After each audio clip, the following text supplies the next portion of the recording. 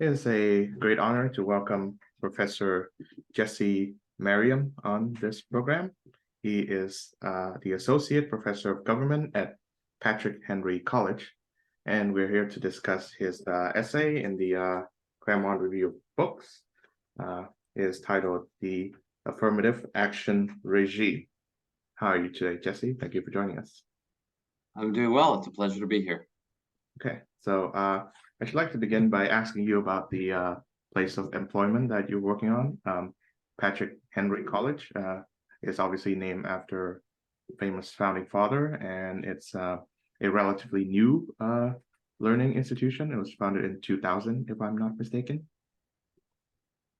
That's correct. Yeah, it was formed in 2000, and when it was formed, and still the case, but when it was formed, it was principally a homeschooling institution, an institution for Christian conservatives that had been homeschooled. That's not as much the case today. We've grown in size, and now I think maybe about 75% of our students are homeschooled, whereas at the beginning, it was probably close to 100%.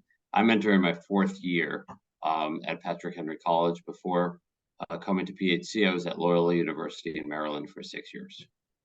Mm-hmm. So you're an alumni as well? I'm not an alumni, no. Oh, okay, I see. All right. So since we're talking about the topic of affirmative action, can I ask you whether Patrick Henry College has such a program?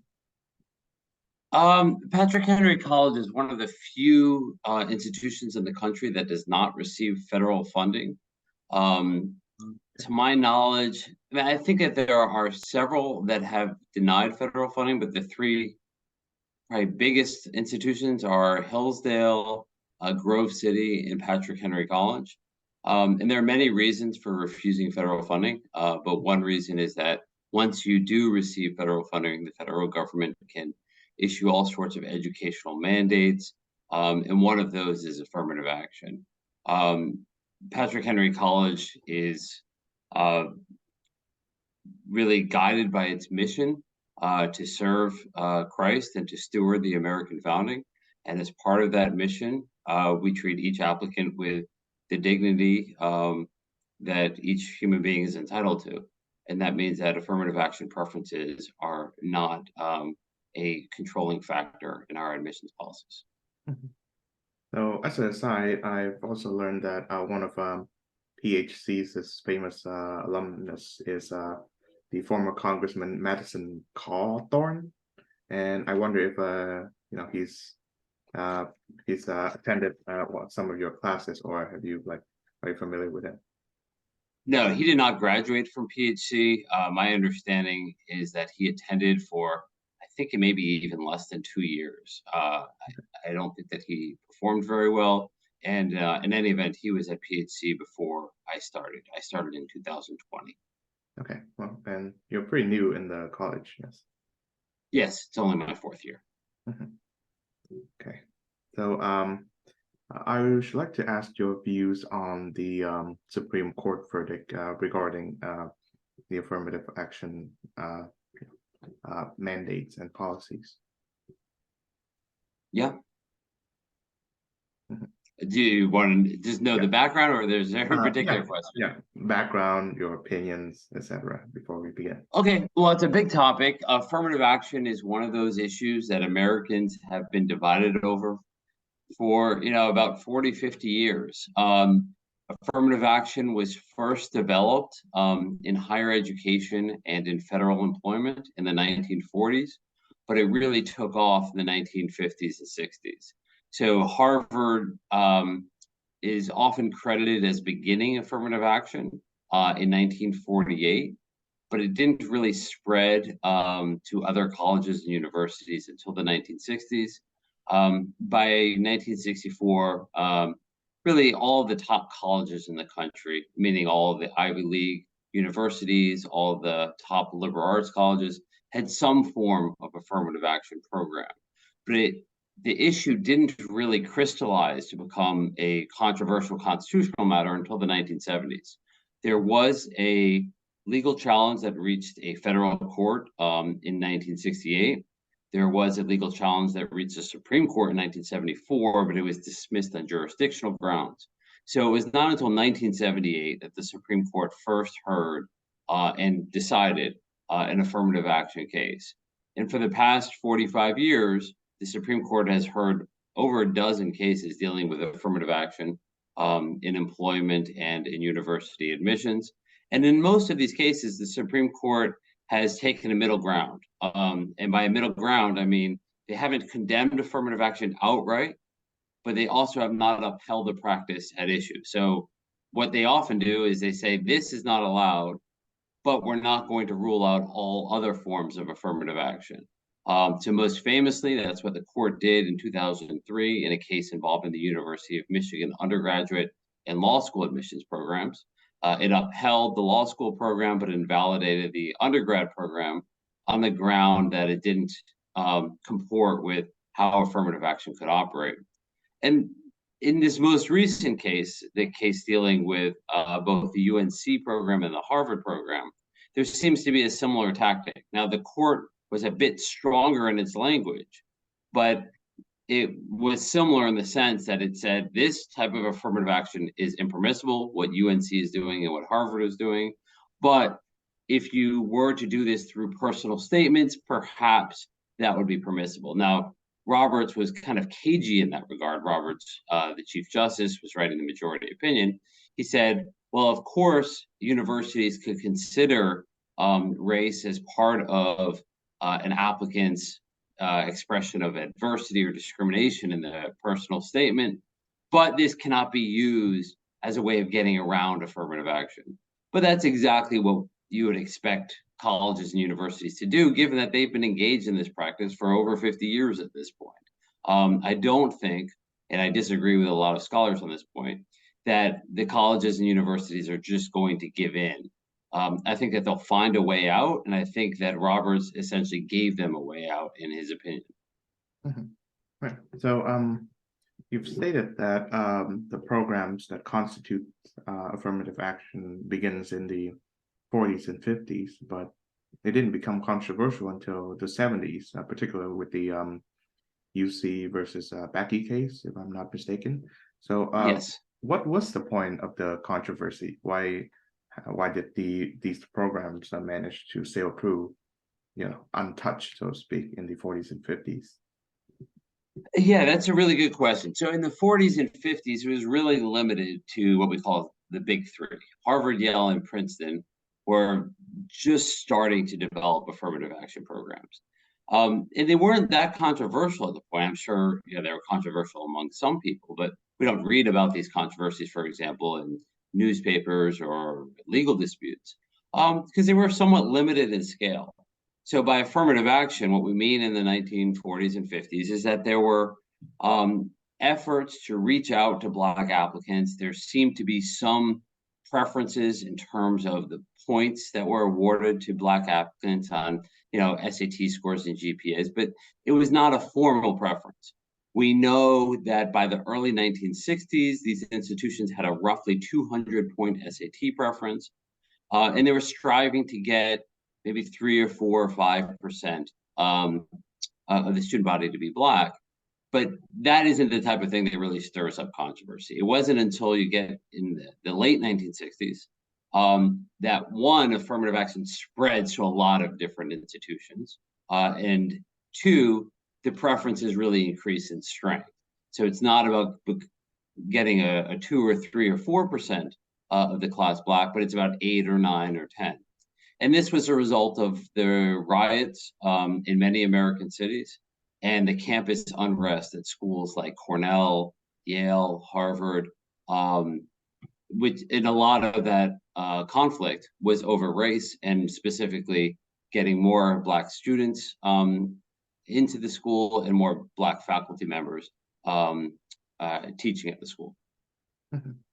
Right. So, from your observation, how do you believe that the American public's reception towards the Supreme Court verdict, the recent one? I mean, well, polling is pretty challenging when it comes to affirmative action because a lot of Americans don't like the idea of overt racial preferences. So if the question is posed in terms of whether or not you like universities or employers giving advantages to people on the basis of race, you'll get an overwhelmingly negative response. About 3/4 of Americans. And interestingly, this really does cut across ideological lines.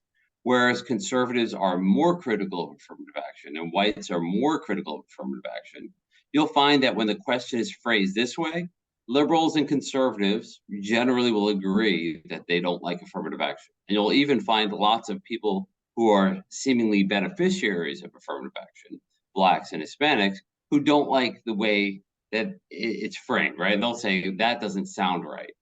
The percentages, of course, vary depending on group and ideology, but there'll be a lot of consensus if the question is framed that way.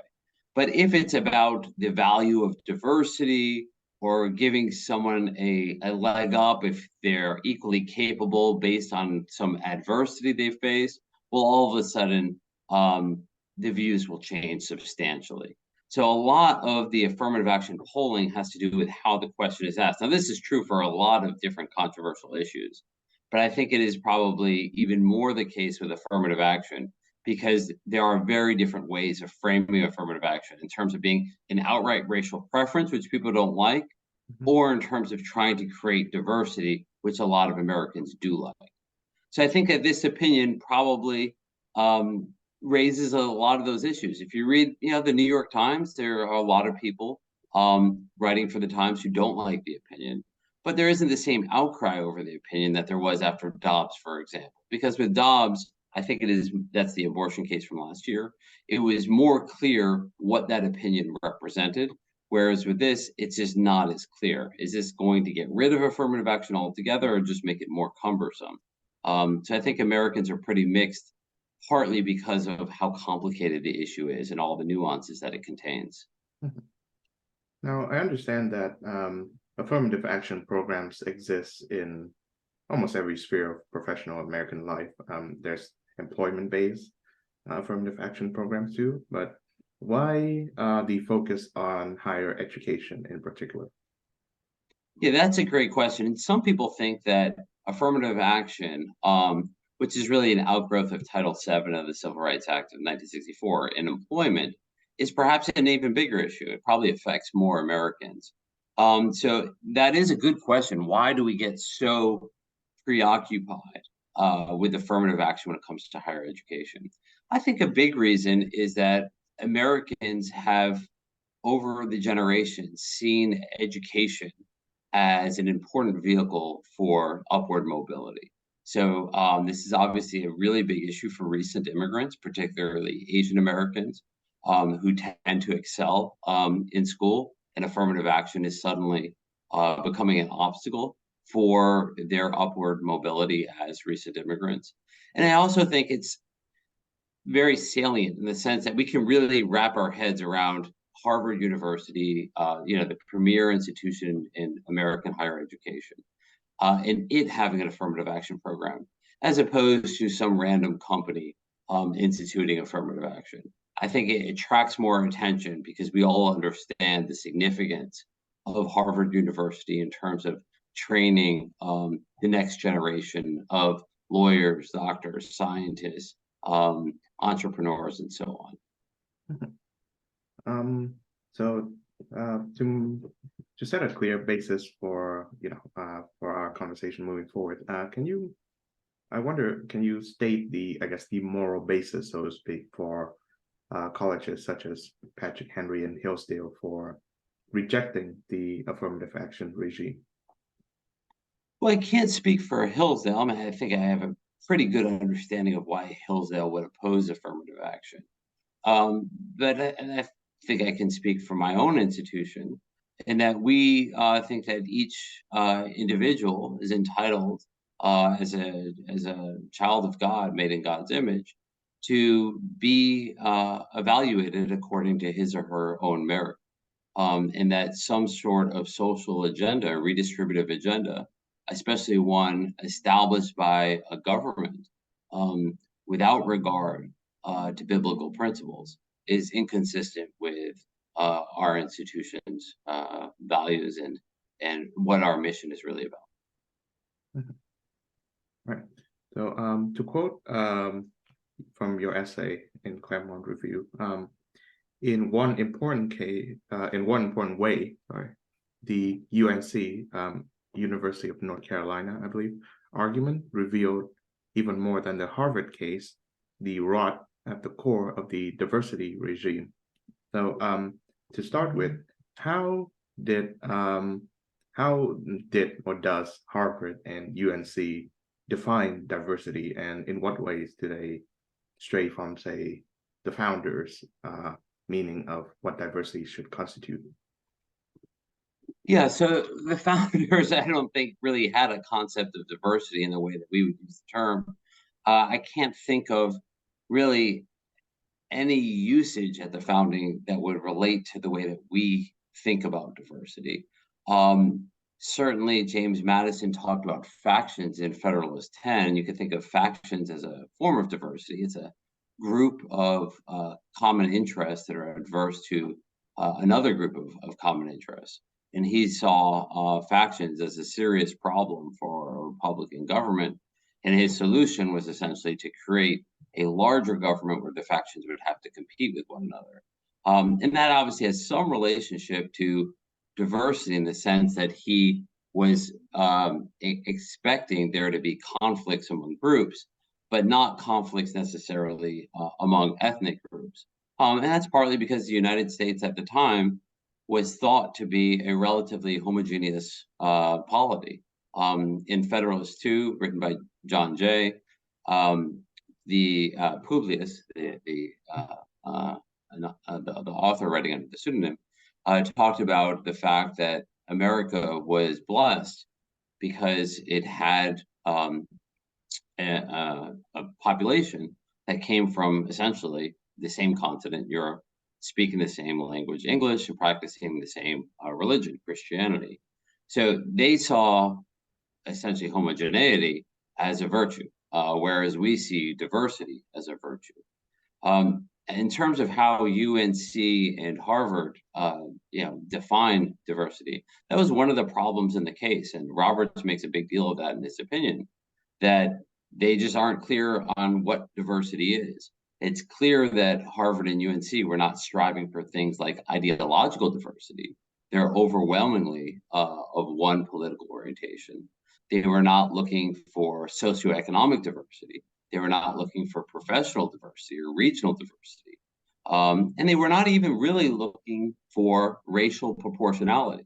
So this is something I talk about in the article.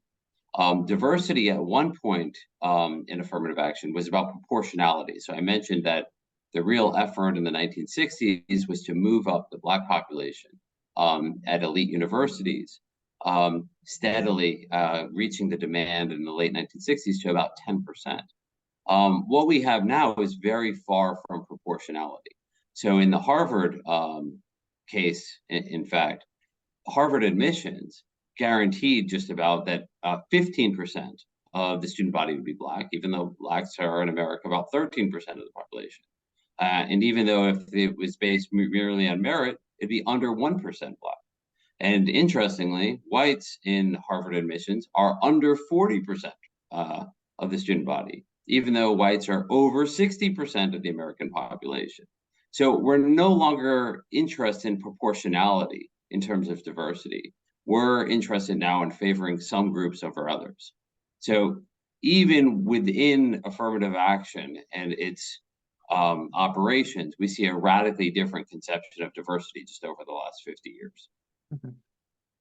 So my reading from what I know from your essay is that there's a pre-Bakke justification for affirmative action and a post-Bakke justification. And I think the pre-Bakke case, dating back at least from the 1964 Civil Rights Act, can be best found in President Lyndon Johnson's address to Howard College, Howard University.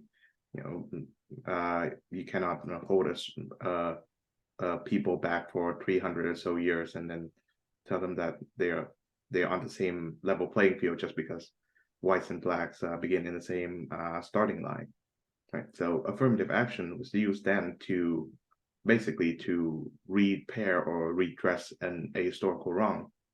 But after the Mackey case, there's the justification offered from Archibald Cox's brief. It says a farm boy from Idaho can bring something to Harvard College that a Bostonian cannot offer. Similarly, a black student can usually bring something that a white person cannot offer. And I think that is where the justification begins from redressing wrongs to promoting diversity.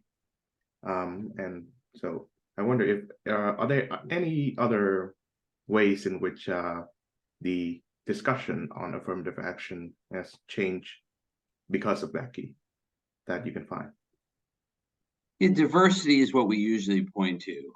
And you're right that pre-1978, affirmative action was not justified on diversity grounds.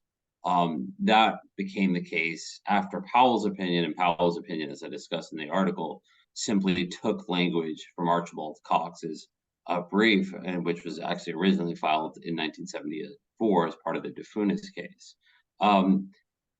The Lyndon Johnson speech, the Howard commencement speech, is interesting because you do see some of the, I guess, beginnings of the diversity approach in the sense that he said that what we're looking for is not equality in form, but equality in effect.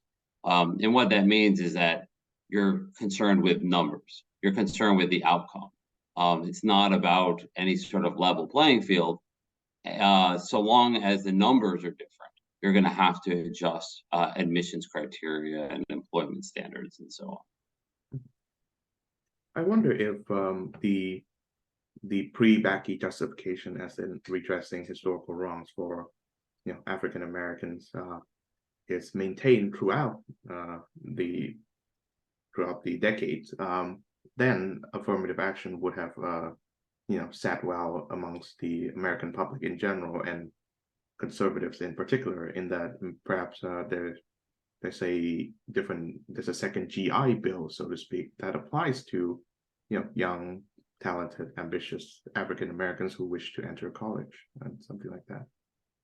Yeah, I think there are two problems, and this is probably why Powell made that shift in pursuant to what Archibald Cox was arguing. And one is a matter of time. If you're remedying something, you expect that perhaps after a generation, it's done. We generally don't think of multi-generational remedies. And I think by 1978, when achievement gaps were not diminishing, I think it became increasingly clear at that point that this is not something that was going to go away. You have to remember, affirmative action at this point had been utilized to some extent for a generation. Right? It was about 30 years old at that point, and Powell makes that point in the appendix of his opinion. So if you're remedying something and you don't see the injury going away, so to speak, perhaps you're going to have to shift the way you think about it. And then, of course, there's the other problem of different groups. So the Davis case, the UC Davis case, is not just about African Americans. It's about all sorts of different groups, many of whom are not part of the legacy of American racial conflict. A lot of those groups that benefited under the Davis program were recent immigrants. And even today, a lot of the Black beneficiaries themselves are recent immigrants. They have nothing to do with the legacy of American slavery. So the remedial approach, while attractive in theory, once you start to put it into practice, it has a whole host of problems. And I think those two are the really big ones. Again, the time question. Are we going to be remedying something at this point? We're 75 years into the program. Doesn't sound like a remedy at this point. And secondly, you're going to have to identify those people who have been wrong. It's going to be very difficult to find that a recent Nigerian immigrant or someone like Barack Obama, the son of a Kenyan PhD student and a white American, that he has something to do with the legacy of American slavery. So you're going to run into a lot of problems in terms of selecting who should benefit and who should not. I believe there was a book that was published in 2022. It was titled "Classified" by David E. Bernstein. I believe, yeah, I think it's of either George Mason or Georgetown Law School. George Where Mason. Yeah. Yes, George Mason. Thank you. He looks at how racial classifications have been carried this, um, I would say, disproportionate significance when it comes to admissions for colleges and universities. And one of the things that the admissions department used to to classify people, so to speak, is to use the personal essay, where they would ask students to describe, allegedly their personal experience with life and their achievements, so to speak. And I think the problem that presents itself is that, well, if if we know for sure which types of experience are more welcome than others, then students will likely hire personal essay writers and consultants to tailor the essay in order to fit the bill. And obviously, the factor of race and say experience in regards to being discriminated certainly plays into it. So I wonder if, in your view, should the personal essay section be discarded in favor of, say, more objective criteria, like, say, the SAT? I would prefer that. I think that what we're getting as a result of all the controversy surrounding affirmative action is less and less transparency in admissions. In my preference, and this is my preference both as a citizen and personally as a pre-law advisor, is for this to be a transparent process. I mean, there is something deeply unjust about the fact that applicants making very important decisions, committing all this money and time to preparing for things like the LSAT or the SAT are really, a very difficult position in that they don't know what to emphasize in their personal statements.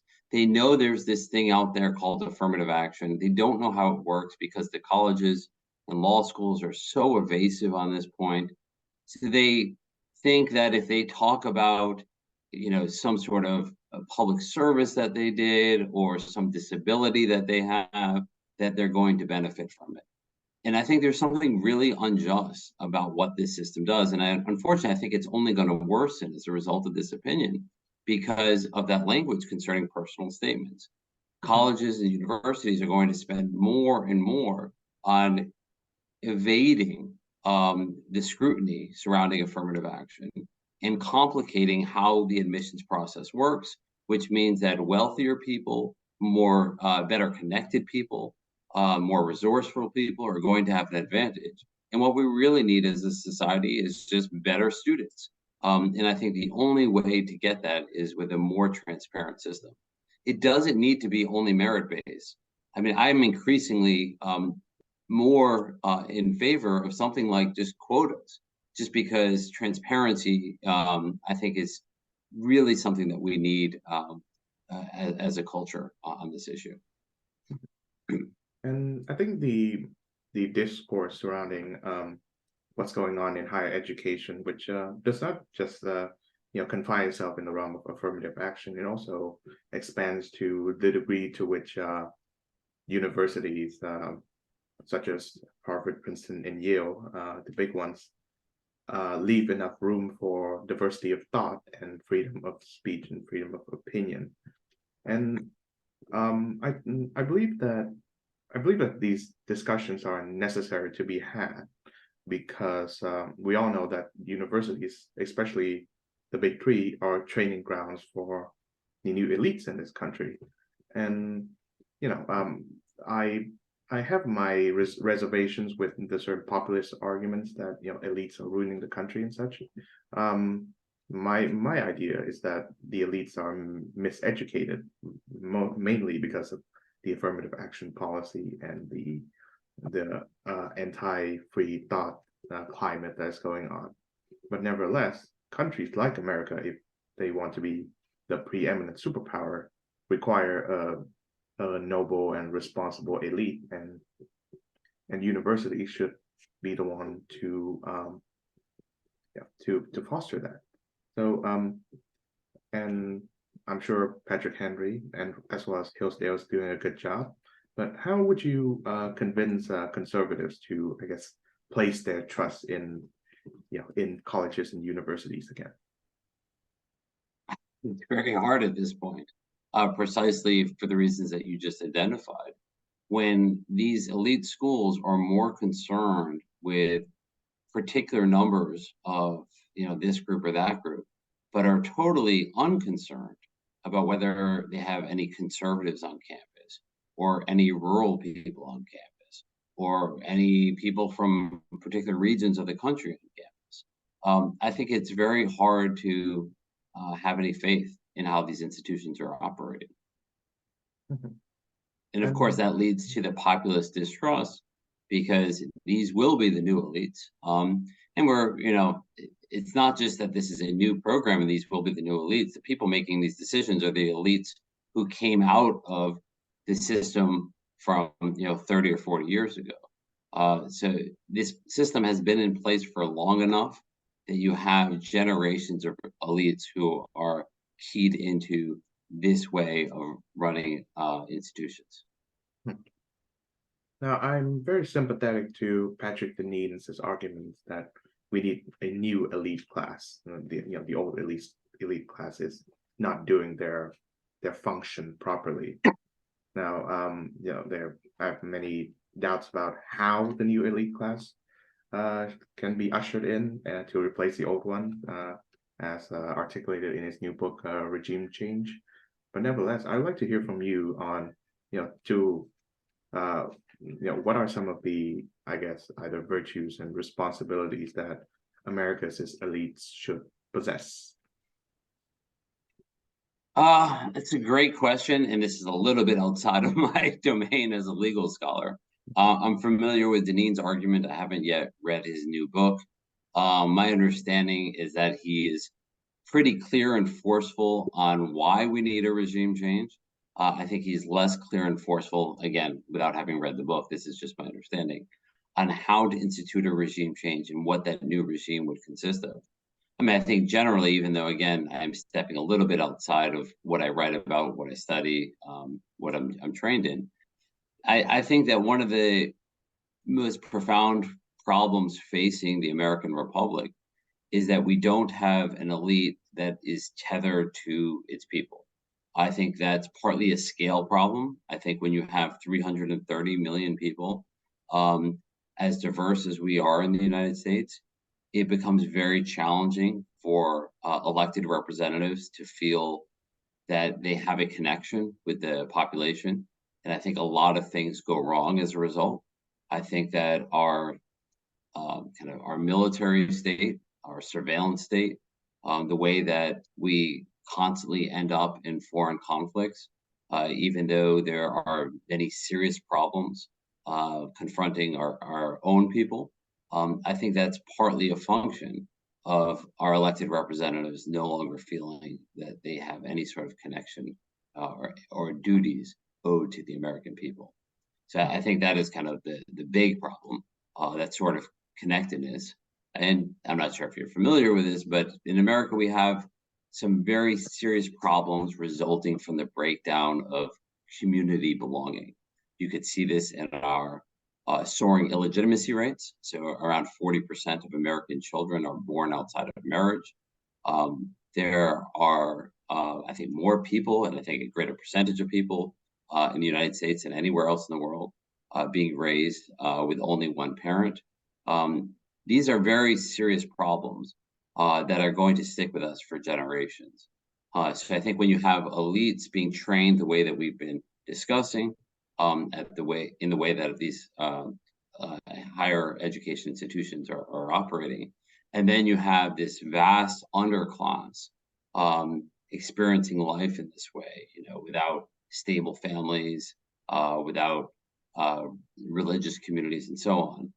That seems to me a profound problem that will not be easily remedied. Now, My view is that universities in America, if they want to function well, has to, accomplish two key objectives. One is to promote diversity of thought. So any view from, super right wing to super left wing should be tolerated and should be, taken seriously. Obviously you have the ones that are discriminatory or are marginalizing or are maybe incitement to violence. They should be reprimanded and marginalized, of course. But the political Overton window in university campuses, I think you and I will agree on this, should be much larger than is currently instituted now. Secondly, because universities, as I've established, are the training ground of the American elite, the legitimacy of the American public, and of course that includes the founding fathers, is political philosophy as well as the historical trajectory of America, should be inculcated. The value that America is legitimately good, or it stands for legitimately just causes. And I think is the second part that during the generation of university students that was in the late 50s, early 60s, I think universities failed spectacularly in inculcating that. That's why you see people like Tom Hayden and Abby Hoffman and such making a huge row in university campuses, like denouncing everybody from their parents to the administrators to the regime as a whole. So to what extent, what are some of the suggestions that you have that can balance these two objectives? It's not easy to get there. Mhm. And that is partly because of who controls the universities. I think there is probably more breadth of discussion at my college, even though it has an explicit mission with regard to both faith and its, I don't know if you'd say ideological orientation, but certainly its commitment to the founding has an ideological significance. But at schools that don't have such a particular mission, I think there's much greater narrowness, which is pretty surprising when you think about it. At Harvard and Yale and all these liberal arts colleges, you would expect there to be greater breadth because they don't have a particular mission. Whereas at my own institution, I know that we have very robust conversations, and I certainly express, progressive views just to give students a taste of and an understanding of what progressivism represents. Not to disparage it, but to describe it clearly, objectively, and with the desire to get students to understand it. I mean, that's my role as a professor, to aid in the pursuit of truth. I think a lot of faculty members at other institutions don't have that sort of commitment. They may have it on certain issues, but when it comes to the prevailing orthodoxy on matters like affirmative action or abortion or whatever, they become extremely doctrinaire and impose an orthodoxy. So what you're asking is how to get rid of that sort of mentality. And I don't know. I mean, I think you do need something like a regime change, because what we have essentially is a political orthodoxy that is operating like a religion. And a lot of people have written about this. Josh Mitchell, I think, has probably written the most profoundly about how when human beings lack any sort of metaphysical foundation or framework, they turn to other things as a substitute. And we may be seeing that. I mean, I think that wokeness, although I think that term is overused, does operate for some individuals, even highly intelligent and trained individuals, as though it is a kind of a metaphysic to itself. It has a spiritual framework in itself. Mhm.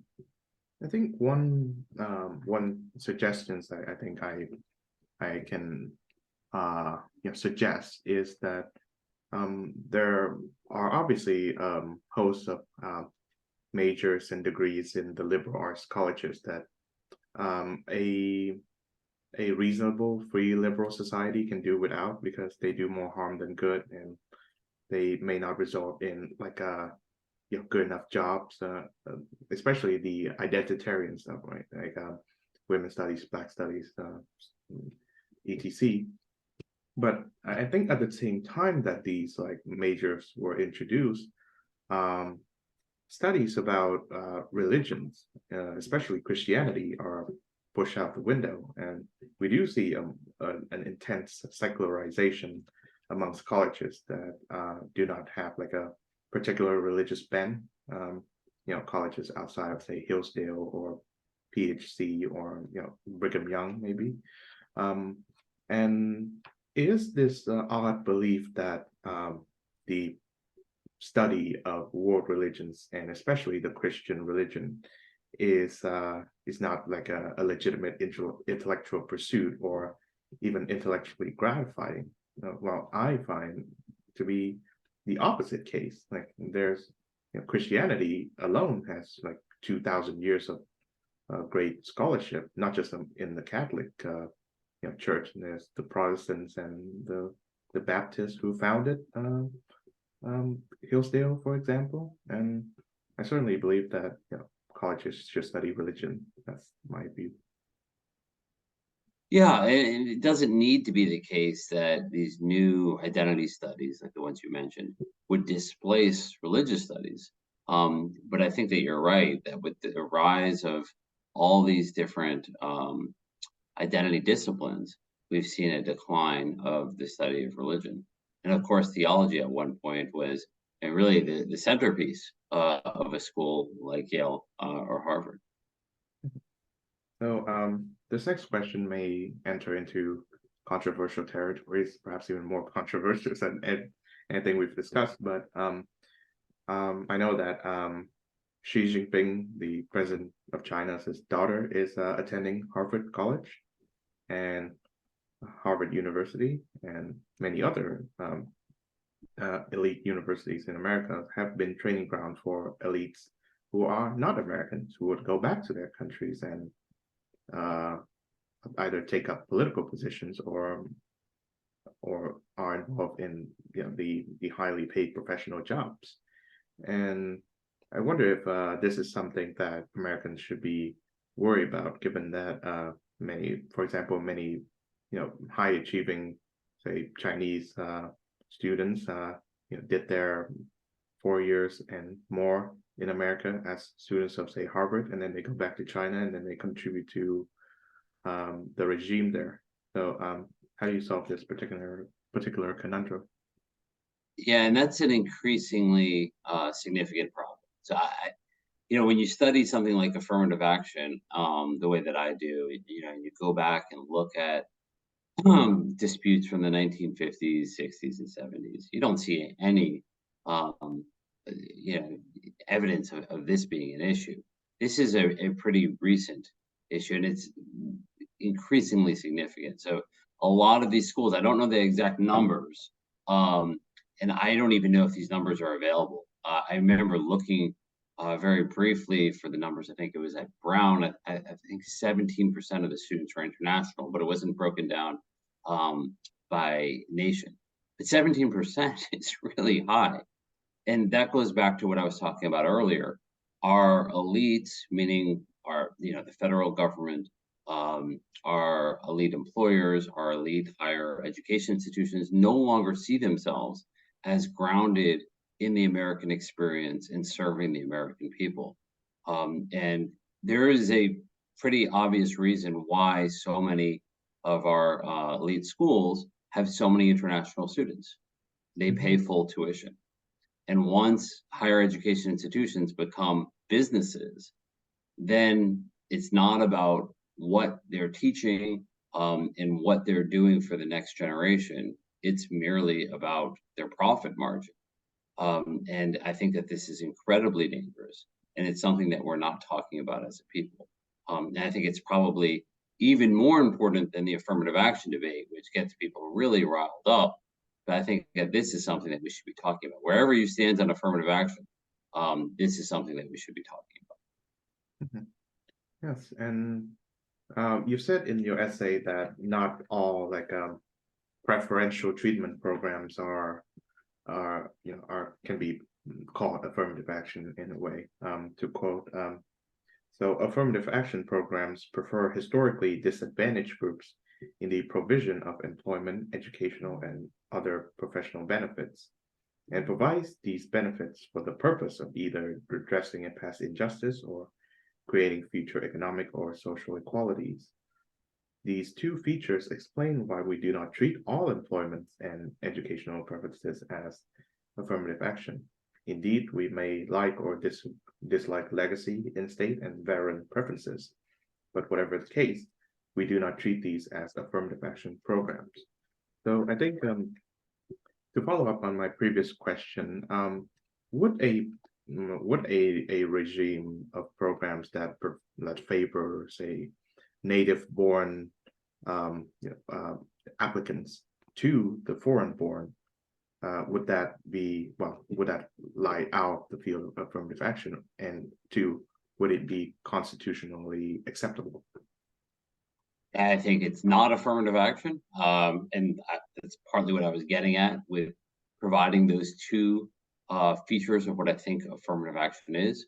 And I think that's why we don't call things like in-state preferences affirmative action. Now, some people may not like them, but the fact that University of Michigan has a preference for residents of Michigan is not affirmative action.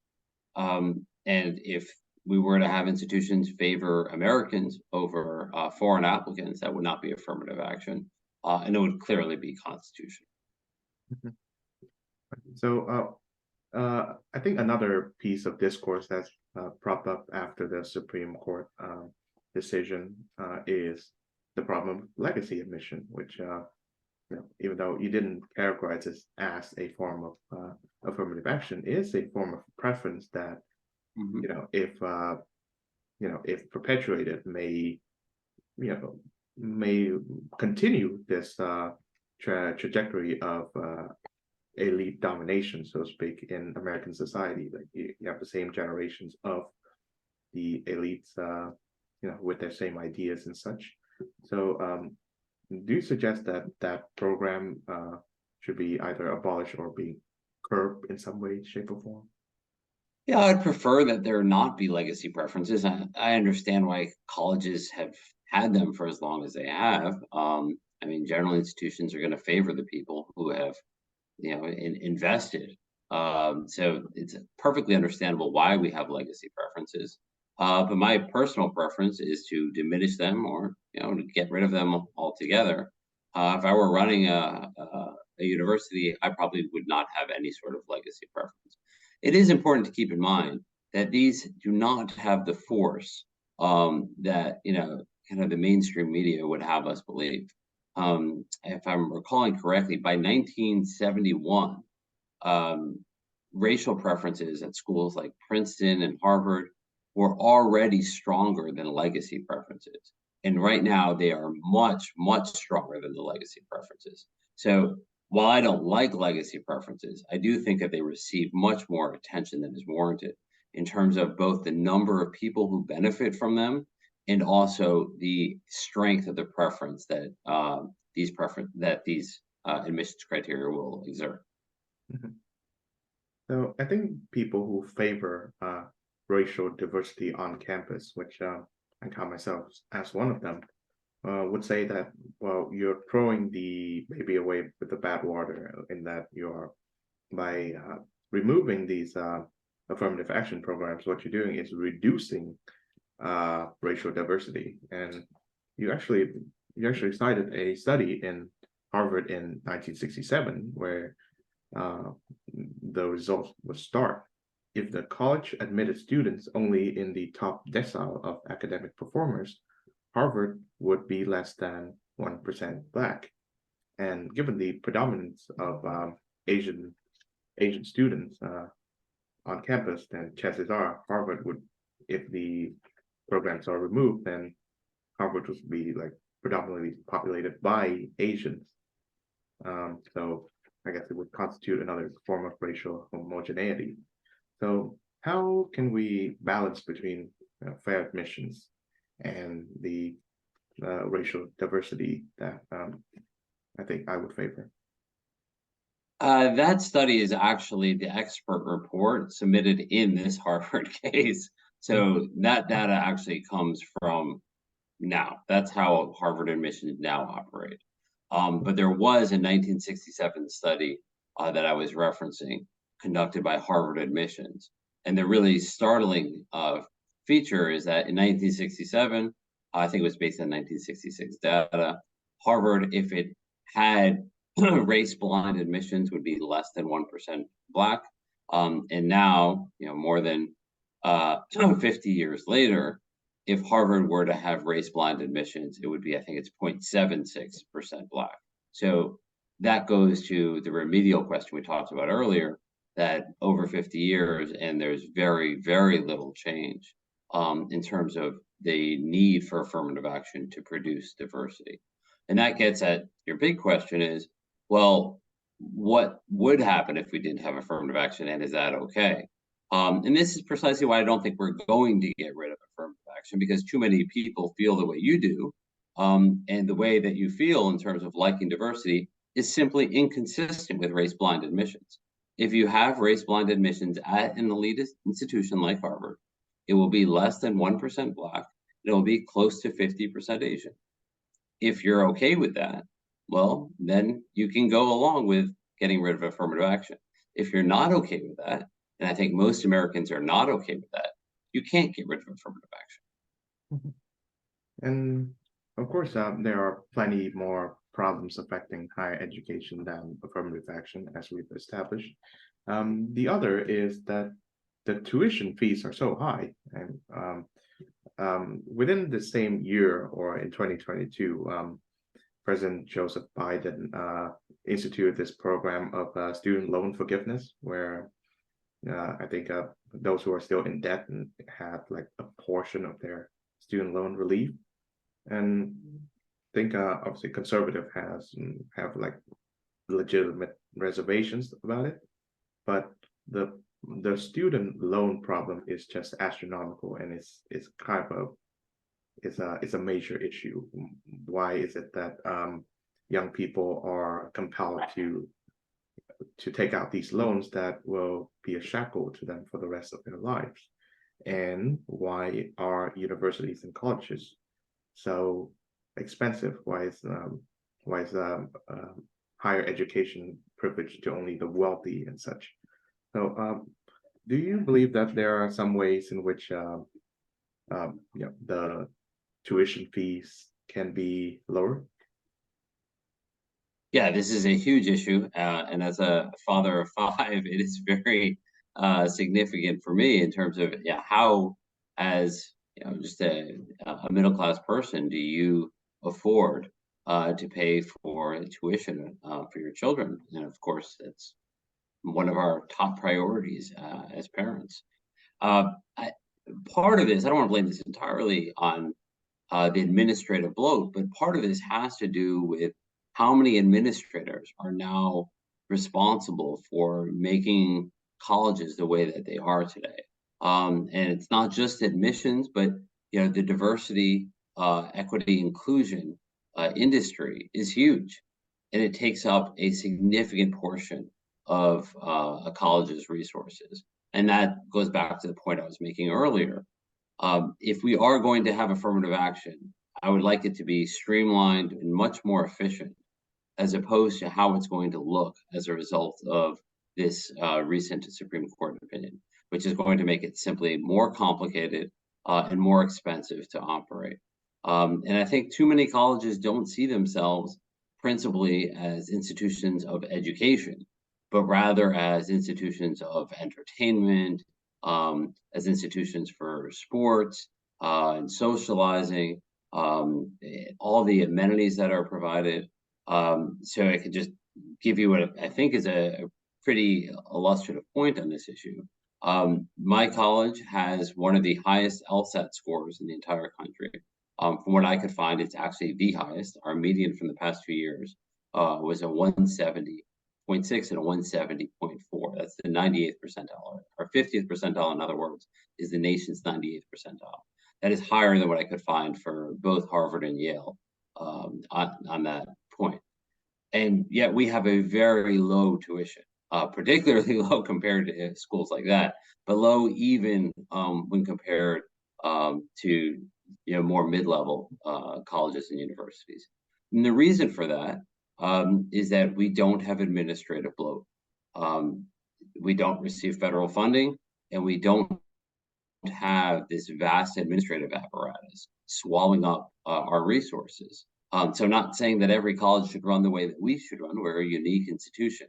But I am saying that the tuition rates could be significantly lower if colleges were to recalibrate their missions. Mhm. And I think another problem that has been instituted, and I think it's a byproduct of what we call the neoliberal economy, is that colleges and universities now are taking over the role that vocational schools have done, in that there's this idea that you need to have at least a bachelor degree in order to get a job anywhere. And to me, that's kind of an absurd ideal. Colleges and universities are there to provide a regime of education that the other vocal schools do not, and that is a classical liberal education that deals with more with ideas than with practical necessities. And I think that is what contributes to the rising tuition fees, and that colleges are not doing what they're supposed to do. They're doing way more. Yeah, that's exactly right. So this increased sense that really begins in the 1960s that all Americans should be attending higher education, coming out of the equality rhetoric of the civil rights movement, it contributed to both the decline of vocational training, because it gets denigrated, the idea that one would want to get training as a plumber or electrician. And what it also does is it denigrates actual liberal arts training, because now it needs to be professionally oriented as opposed to intellectually or ideas oriented. So both the virtue and value of having a vocation gets denigrated, and also the virtue and value of higher education itself.